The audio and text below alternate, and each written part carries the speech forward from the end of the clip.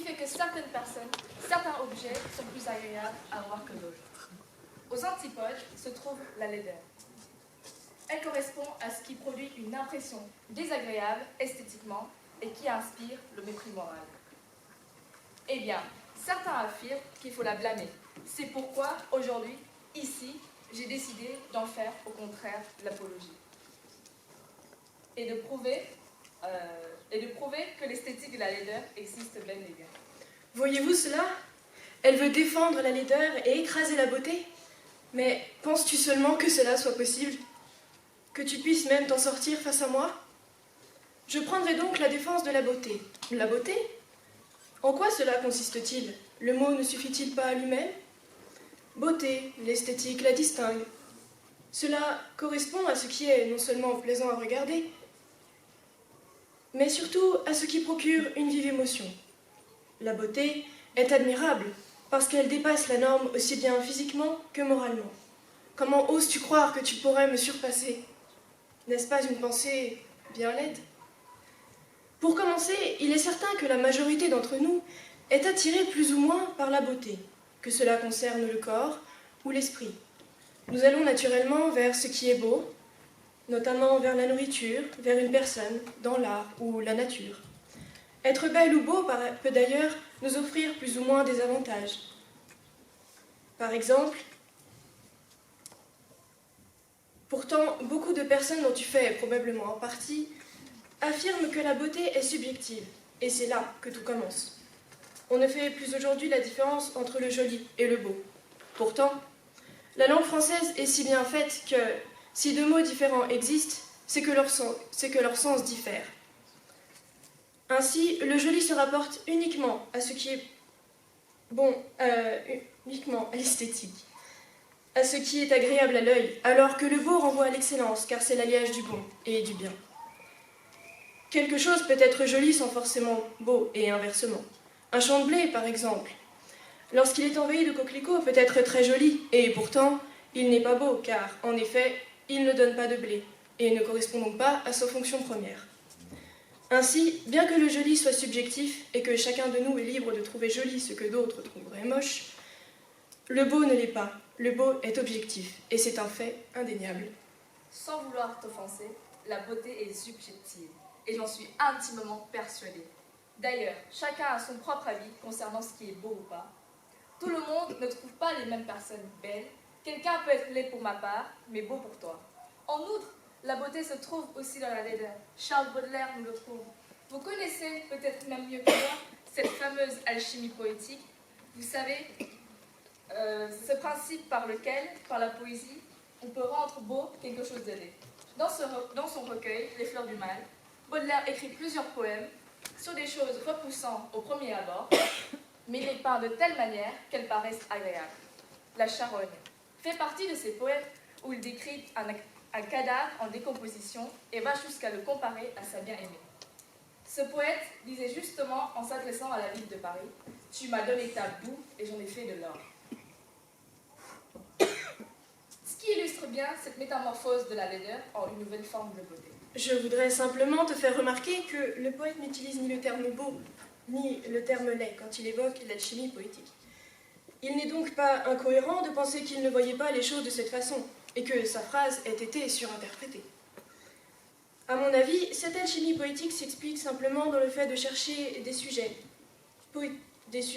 poétiques hors du commun, qui ne relèvent pas de l'esthétique, afin de les embellir. Mais libre à vous de vous bercer d'illusions. Encore une fois, je m'oppose à ton argument. La laideur est très exploitée dans l'art. Cette dernière rend alors l'objet atypique et exceptionnel. Le cri de Edvard Munch ou la nuit étoilée de Vincent Van Gogh s'apparente à une déformation de l'art qui ne plaît évidemment pas à tout le monde, mais pourtant ces œuvres restent très connues et admirées dans le monde entier. De même, nous pouvons également faire référence à l'hypocrisie de la beauté. En effet, dans un premier temps, il s'avère que la beauté n'est pas naturelle, qu'elle est façonnée par l'homme. On pense immédiatement à la chirurgie qui trafique le visage ou le corps des gens afin de les rendre plus beaux. Excuse-moi, mais je t'arrête ici. Je ne pourrais pas affirmer que la chirurgie est mauvaise, ni qu'elle est bonne en soi, car ici aussi, il s'agit de finalité. C'est donc ce dont je suis convaincue, au contraire, c'est que la beauté est naturelle. La beauté c'est l'incarnation du bon. C'est pourquoi elle est, sans aucun doute, originelle, déjà présente en chacun de nous. Et ce serait un mensonge d'en parler comme une hypocrite et de dire qu'elle est artificielle. À l'inverse, je suis persuadée que la laideur est liée au mal. Dans la définition, le dictionnaire l'affirme clairement. C'est le caractère de ce qui inspire le mépris moral. C'est pourquoi je pense qu'on ne peut pas faire l'apologie de la laideur. Ce serait faire l'apologie du mal. Enfin, la laideur et la beauté sont intimement liées et elles restent indissociables. Mais voyons, ne compare pas systématiquement la laideur aux puissances infernales. Ce ne sont que des idées reçues. Justement, la laideur fait partie d'une des caractéristiques de la vie que l'homme refuse de considérer. Pourtant, elle reste vraie et tout autant naturelle que la beauté. Alors que celle-ci ne fait que nous tromper. Elle peut être un bouclier pour cacher la laideur. Si une personne est belle physiquement, vous ne pouvez pas savoir si elle l'est également moralement. À l'opposé, la laideur ne cache rien d'autre que la beauté d'esprit. Parce que l'apparence n'a rien à délivrer. Pour cette raison, il est préférable de s'attacher au caractère d'une personne, à ce qu'elle est, et non à ce à quoi elle ressemble. Je vois que tu ne veux pas entendre mes arguments. Alors revenons à l'art. Tu connais sûrement Picasso, comme n'importe qui ici.